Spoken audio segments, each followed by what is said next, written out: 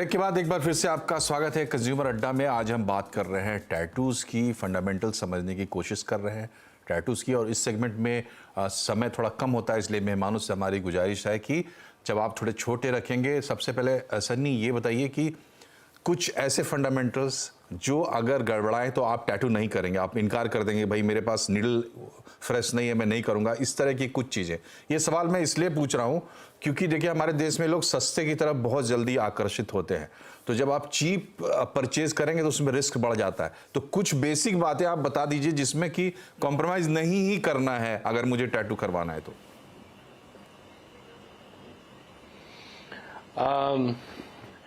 वैसे तो अगर मुंबई में देखो तो सारे स्टूडियोज काफी अच्छा करते हैं इन टर्म्स ऑफ हाइजीन, पर जब मैं ग्रो कर रहा था तब मैं देख रहा था मोस्टली करीबन 20 आइटम होते हैं एक टैटू स्टेशन पे, और हर एक आइटम का नया होना इम्पोर्टेंट है।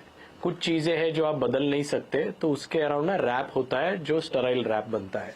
सो क्विकली मैं बताता हूँ, लिस्ट में सारी तो नहीं पर मेन चीजें बताता हूँ। नीडल है वो नहीं होनी चाहिए, और जो नीडल है उसका अगर रैप, वो जो पैकेट आता है उसके ऊपर ना एक छोटा सा डॉट होता है जिससे आपको पता चले वो स्टराइल हुआ है क्या नहीं। वो अगर थोड़ा सा कोई गूगल कर ले, समझ ले, तो आपको पता चले कि कौन सा हाई क्वालिटी नीडल यूज कर रहा है या कौन सा आर्टिस्ट लोकल कर रहा है। जितनी महंगी नीडल उतनी अच्छी क्वालिटी की नीडल मिलती है मार्केट में। एकदम सिंपल सा ये है। उसके बाद आता है पिगमेंट। पिगमेंट जो है, जो बॉटल्स आती है कलर की, वो सिर्फ बॉटल नहीं होने से या expiry date within limit होने से काम नहीं होता। वो बॉटल को कैसे हैंडल किया जाता है वो बहुत इंपॉर्टेंट है। सो मोस्टली एक सेशन में बिफोर टैटू स्टार्ट्स करीबन 4 से 5 पेयर तो ग्लव्स लगते हैं। अलग अलग चीजें अलग अलग हैंडल करने के लिए you have to wear multiple pair of gloves. अगर एक ही ग्लव्स में या बगैर ग्लव्स पहने हाथ से अगर कुछ चीजें मैनेज हो रही है, वहां से टैटू अवॉइड करना चाहिए।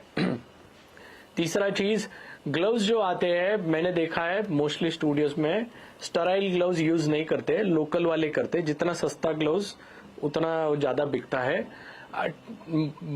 नॉन स्टराइल ग्लव्स बाकी मैनेजमेंट के लिए ठीक है, स्टेशन लगाना और इसके लिए, पर जब आप टैटू स्टार्ट करते हैं तभी स्टराइल ग्लव्स यूज करे तो अच्छा है।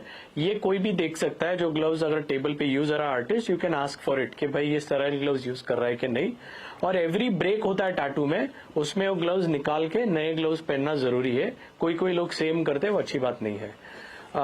जो पिगमेंट का बॉटल है उसको हो सके तो प्रॉपरली एक प्लास्टिक रैप होना चाहिए, और वो रैप हमेशा चेंज होता है हर कस्टमर के लिए, क्योंकि आप हर कस्टमर के लिए नई बॉटल नहीं ला सकते हो। तो उसका रैप होता है वो हमेशा नया रैप होना चाहिए। Same with all the parts जो हम फेंक नहीं सकते, जैसे कि मशीन हो गया, मशीन की वायर हो गई, पावर सप्लाई हो गया, और छोटे मोटे, ये सारे फ्रेश रैप्ड होने चाहिए। वो भी कस्टमर के सामने होना चाहिए। जब वो टैटू करने जा रहा है तब कस्टमर के सामने होता है, और वो होने के बाद निकाल के फेंक दिया जाता है। टैटू की नीडल भी टैटू खत्म होने के बाद डिस्पोज करने के लिए कस्टमर ने पूछना चाहिए कि मेरे सामने डिस्पोज कर, कि वो रीयूज नहीं कर सके, तो टैटू रीयूजेबल नहीं हो। ठीक है। बाकी आता है बहुत सारे आइटम्स है, वो अगर हाई क्वालिटी यूज कर रहे हैं तो डेफिनेटली उसका आउटकम अच्छा आता है। आपकी बात से, छोटे शहरों में मुझे पता नहीं जी, आपकी बात से और डॉक्टर गीता की बात से ये स्पष्ट है कि देखिए आपको इन्फेक्शन से बचना है, और दूसरी बात ये है कि मतलब देखना है कि कोई ऐसी हरकत ना हो जिससे इन्फेक्शन का खतरा हो।